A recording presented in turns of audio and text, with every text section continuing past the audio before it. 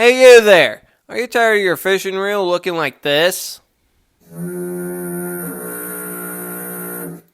And instead want it looking like this? Well, look no further because I'm going to give you a fast and short tutorial on how to paint reels. Let's get started, but first things first, story time. I got a bunch of part reels from a local tackle shop and a deal I made with some classic high quality reels included with the lot. The reel brand is Abu Garcia, one of my favorite manufacturers for customizing reels. There's a large reel modding community, mainly in Japan, but over the years, it's been working its way through the world. So it's mainly these older round reels, but surprisingly, there's parts for them and they're relatively easy to find. But I wanted to do more. I wanted to paint reels myself, and notice there isn't much information on a good permanent method on painting. So I figured to do it myself and document what I did. So then if anyone else wants to try painting reels, there's a quick and easy guide out there. So, reels I'm working on are the Abu Garcia Silver Max series, the 1600, the 3600, and the Black Max 3600 series. Awesome reels when modded and easy to work on. They're also super reliable. But we're going to do a good teardown. Just take apart everything. So remove any parts, keep them in a safe spot, and I recommend cleaning them. I have an ultrasonic cleaner, so I'm going to use a degreaser like Simple Green or Super Clean and get everything clean. I usually separate the parts and the side plates and the reel body itself when cleaning because it's just a lot better results. If you don't have an ultrasonic cleaner, just use soap and water or use brake clean. That'll work perfect.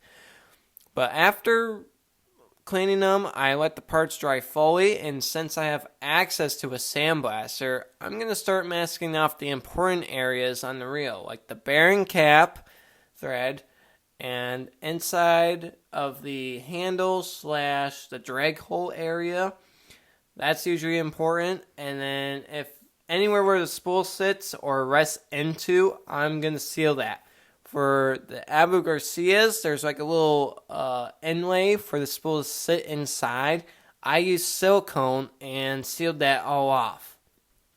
But once we're finished masking, we're going to begin the blasting. So I'm going to make sure I'm not blasting too close or too much in that one area, or it's going to pretty much leave these little divots, I call them. It's where the sand pretty much erodes the metal right off, and it leaves these little erosion spots, like little small craters where the sand has eaten off. But once we're finished and everything looks good, I'm going to remove all the masking and just do a good spray down with like brake clean or shop clean and make sure it's clean. For removing any silicone, I use denatured alcohol. That usually worked pretty good. Gun scrubber actually works really good too. That gets right in there and pretty much removes it. If none of that works, just go for old reliable and use brake fluid. That removes pretty much any rubber or softens it up. So once we're done with that, make sure it's clean. After you're doing the cleaning and getting rid of any silicone that you have on it or whatever else, make sure it's clean. And then we're going to remask those areas again. And then we're going to do the priming. So what I use is a etching primer. That will stick on metal a whole lot better. So I usually did 2 coats. And then I let it dry for at least a day. You can probably do a couple hours, but I highly recommend a day. But after letting the primer dry for a day and cure, it's finally time to do some fun and start painting. So during this, I did multiple reels. So each reel had a different style of painting methods, but the main one I'm going to talk about is the color shift method. So I found this airbrush color by Vallejo. It's a color shifting paint. All you gotta do is spray a black base coat, and I highly recommend it letting it dry for at least 2, maybe 3 hours. I did 2 reels in this stuff. The first one I did a mixture with all the colors, maybe a couple, but that just did like a nice sheen with a very dark shimmer when shined in the light. The second method I used was spraying little bits of the reel and small little color bits from each paint.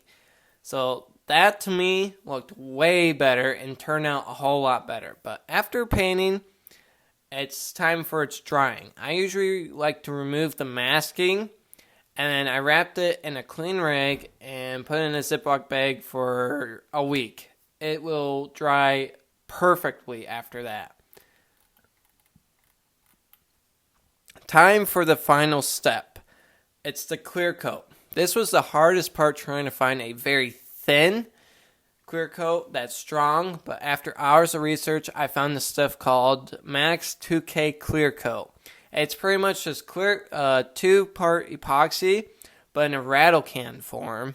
It's the strongest clear coat for automotive clear coats.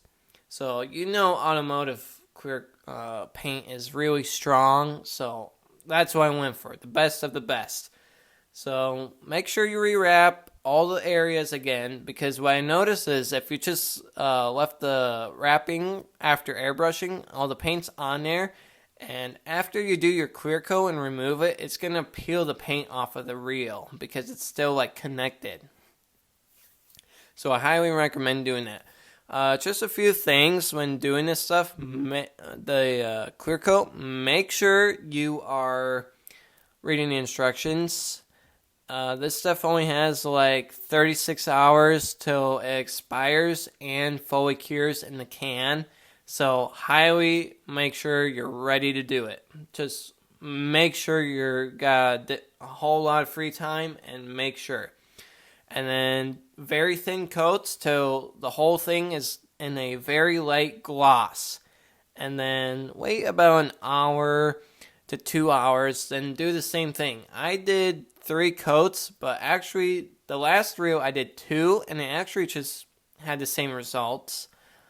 You can, I like to wait a week for it to cure, and actually it turned out way better than just waiting like a couple days till it's cured. It really settled in. But now that's all that's done, reassemble your reel during this. I figured to take advantage and do some modding. So, I usually will apply metal buff to any of the spool parts or the line guard parts to a shiny coating, because that's going to remove a whole lot of friction and makes your reel a whole lot smoother. And it just adds protection from the weather or the water, anything. It just adds protection. So after buffing, I highly recommend using a rag and wiping off all the buffing compound that's like left on it.